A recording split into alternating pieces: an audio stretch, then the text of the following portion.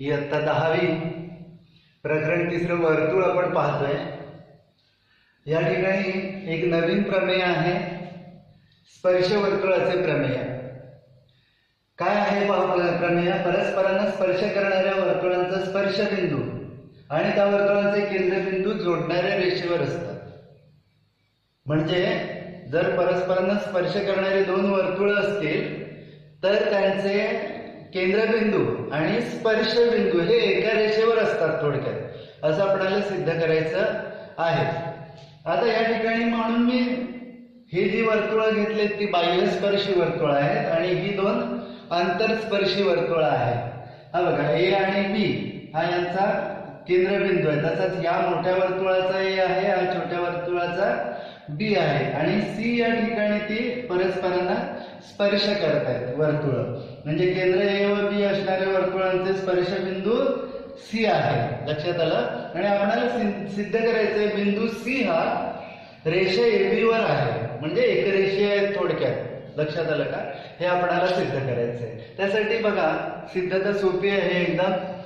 समजा रेषा एल ही वर्तुळाची सामायिक स्पर्शिका आहे, आपण काढली रेषा एल ही, त्यामुळे रेषा एल लंब रेषा एसी, बरोबर ना? एल ही एसी हा रेषाखंडातून जाणारी जी रेषा आहे तिला लंब असणार, बरोबर ना? कारण ती स्पर्शिक आहे ना, म्हणजे इथे लंब असते स्पर्शबिंदूशी काढलेल्या त्रिज्याला। आणि तसेच काय होईल की रेषा एल लंब रेषा बीसी असं सुद्धा होईल। हा, आता बघा, म्हणजे रेषा एल ही एसी ला सुद्धा लंब आहे आणि रेषा बीसी ला सुद्धा लंब आहे असा त्याचा अर्थ झाला। आता रेख एसी आणि रेख बीसी हे रेषा एल ला लंब आहेत असा त्याचा अर्थ झाला ना। रेख एसी आणि रेख बीसी हे सुद्धा रेषा एल ला लंब आहे, परंतु बिंदू सी मधून रेषा एल ला एकच लंब रेषा काढता येते।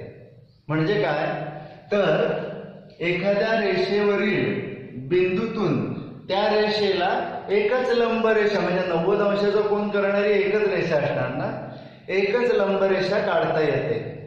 इथे तर काय दिसतंय, रेख एसी रेख बीसी हे सी बिंदूत दोन रेषाखंड लंब आहेत असं वाटतंय ना आपल्याला, परंतु एकच लंब रेषा काढता येते। मग याचा अर्थ काय झाला की बिंदू सी, ए आणि बी हे एक रेषीय आहेत। सरळ सरळ झालं, कारण एकच लंब रेषा काढता येत असेल एका बिंदूतून तर ए बी एसी आणि बीसी हे सी या ठिकाणी मिळत आहेत आणि हे तिन्ही एक रेषीय आहेत आणि म्हणून बिंदू सी हा रेषा एबी वर आहे हे आपण सिद्ध केलं। याच्यावर आधारित ताबडतोबच आपण एखाद दुसरं उदाहरण पाहूया, म्हणजे कळेल तुम्हाला निश्चित।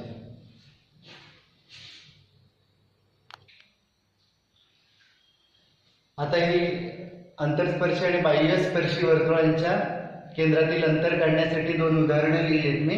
त्याच्यातलं पहिलं उदाहरण पहा, तर दोन अंतरस्पर्शी वर्तुळांच्या त्रिज्या अनुक्रमे 3.5 आणि 4.8 अशा दिलेल्या आहेत। त्यांच्या केंद्रातील अंतर काढायला सांगितले।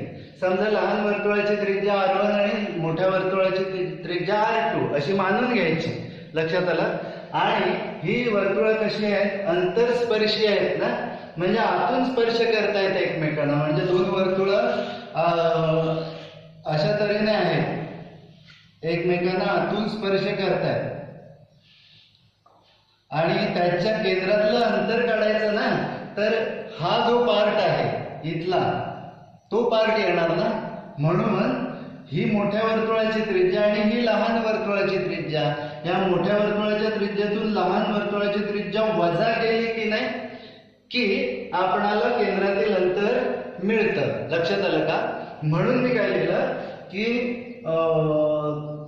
R1 बरोबर 3.5 R2 बरोबर 4.8 असं लिहून घेतलं।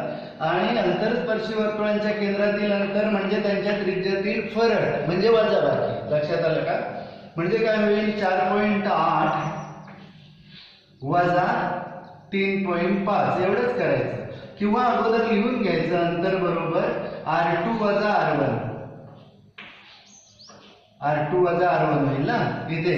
आणि म्हणजे किती होईल तर 4.8 वजा 3.5 असं होईल. आणि मग त्याच्यातला फरक किती येतोय बघा, तर 8तून 5 गेले, राहिले 3 आणि 1.3 सेमी.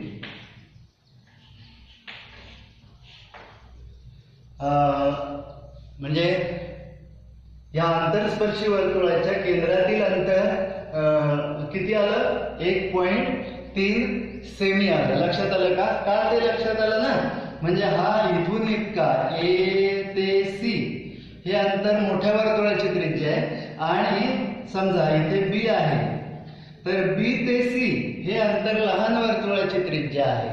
म्हणजे या मोठ्या वर्तुळाच्या त्रिज्यातून लहान वर्तुळाची त्रिज्या गेली की AB राहील ना, म्हणजे केंद्रातील अंतर राहील, म्हणून हे असं होतंय. आता दुसरा प्रश्न आहे, दोन बाह्यस्पर्शी वर्तुळांच्या त्रिज्या अनुक्रमे 5.5 सेमी आणि 4.2 सेमी आहेत, तर त्यांच्या केंद्रातील अंतर काढा. म्हणजे बाह्यस्पर्शी इथे वर्तुळ आहेत, बाहेरून स्पर्श करणारी वर्तुळ आहेत या ठिकाणी, आणि जर अशी वर्तुळ असतील, समजा बाहेरून स्पर्श करणारी दोन वर्तुळ आहेत ना, आणि त्यांच्या केंद्रातील अंतर काढायचं असेल, तर असं होईल ना की AC अधिक CB होईल ना, म्हणजे दोघांच्या त्रिज्यांची बेरीज होईल. AB हे त्यांच्या केंद्रातील अंतर आहे, त्यामुळे AC अधिक CB होईल. त्याप्रमाणे आपण हा प्रश्न बदलला बघा. पाहिजे समजा मोठ्या वर्तुळाची त्रिज्या R1, लहान वर्तुळाची त्रिज्या R2, ॲज लाईक दिस. आता पुढे R1 5.5 घेतला, R2 4.2 घेतला, म्हणजे जसं दिलंय त्याप्रमाणे R1 आणि R2 घ्यायचा. पुढे बाह्यस्पर्शी वर्तुळांच्या केंद्रातील अंतर बरोबर त्यांच्या त्रिज्यांची बेरीज. इथे बघतोय आपण, लक्षात आलं, इकडे फरक येतो, इकडे बेरीज येते, एवढंच लक्षात ठेवायचं. हा R1 समजा आणि हा R2 असेल, तर R1 अधिक R2. इकडे मात्र R1 वजा R2 किंवा R2 वजा R1, जो मोठा आहे तो पहिल्यांदा घ्यायचा, एवढंच. इथे R2 का घेतला, तर R2 मोठा आहे ना याच्यातला, म्हणून पहिल्यांदा मोठ्यातून लहान त्रिज्या वजा केली की अंतरस्पर्शी वर्तुळांच्या केंद्रातील अंतर येतात, आणि दोघांची बेरीज केली त्रिज्यांची की बाह्यस्पर्शी वर्तुळांच्या केंद्रातील अंतर येतं. म्हणजे थोडक्यात काय, तर आपण इथे R1 अधिक R2 असं करणार, आणि मग बेरीज किती होते, 5.5 अधिक 4.2 म्हणजे किती झाले, 7. 5 ने 2 7 आणि 5 ने 4 9. बारीक सारीक सेमी वगैरे लिहायला एकच दिलेलं असताना लिहायला विसरायचं नाही, म्हणून बाह्यस्पर्शी वर्तुळांच्या केंद्रातील अंतर 9.7 असं शेवटी उत्तर लिहा. इकडे अंतरस्पर्शी वर्तुळांच्या केंद्रातील अंतर 1.3 सेमी असं स्पेशल उत्तर लिहा.